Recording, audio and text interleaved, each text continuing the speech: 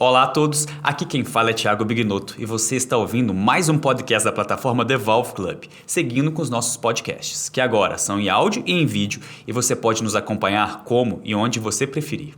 Esse é o Clique Valvar, insights diretos e práticos para você aplicar no dia a dia. E hoje vamos discutir se existe alguma correlação entre diabetes e valvopatia degenerativa.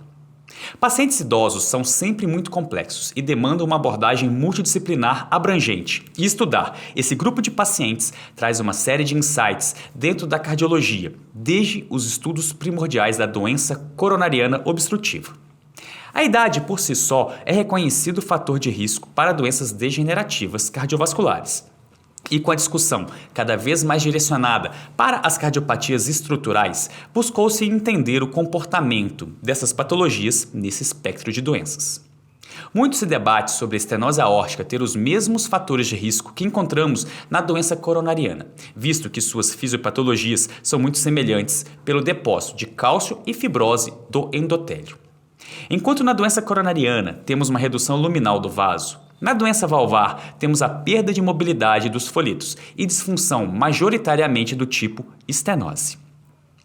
Em uma análise populacional da Escandinávia, mais de 3,5 milhões de pacientes foram acompanhados por quase 20 anos, buscando-se entender a correlação entre diabetes, seja do tipo 1 ou do tipo 2, e a doença valvar degenerativa. E os achados são de fato interessantes.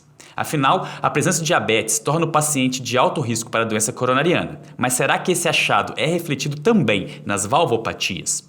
De forma geral, tanto a valvopatia aórtica quanto a mitral apresentam elevada prevalência independente do paciente ter diabetes, mas a lesão do tipo estenose na válvula mitral e na aórtica são mais prevalentes no grupo de diabéticos.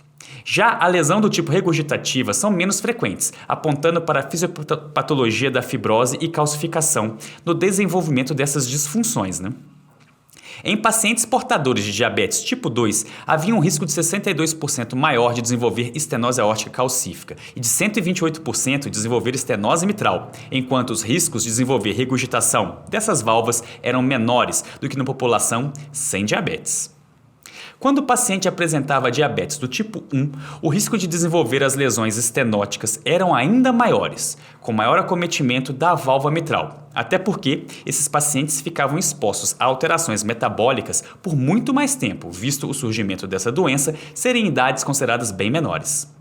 É curioso observar que, ainda nesse grupo de pacientes, um adequado controle dos fatores de risco e níveis séricos de glicose não isentam esses pacientes do risco de desenvolver lesões estenóticas do lado esquerdo do coração, apontando para um complexo sistema de alterações metabólicas nos pacientes diabéticos, não sendo apenas a alteração da glicemia o fator agressor nas lesões endoteliais.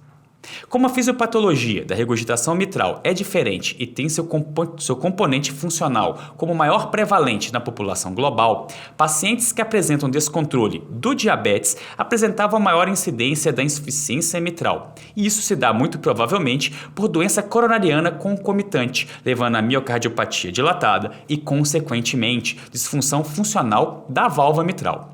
Vale ressaltar que esses achados nessas coortes se referem ao risco de desenvolver determinada patologia e não exatamente à prevalência dessas doenças, pois a estenose mitral calcífica ainda apresenta prevalência populacional reduzida e concentrada nos octogenários ou mesmo nos nonagenários.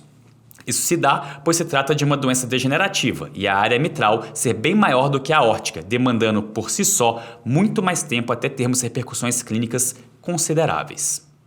Outro ponto que não pode ser desconsiderado é que essa avaliação se deu numa coorte em que a doença reumática é praticamente inexistente. No nosso meio, o Brasil, esses achados não são extrapoláveis e devem apenas alimentar novas ideias na observação do paciente portador de cardiopatia estrutural.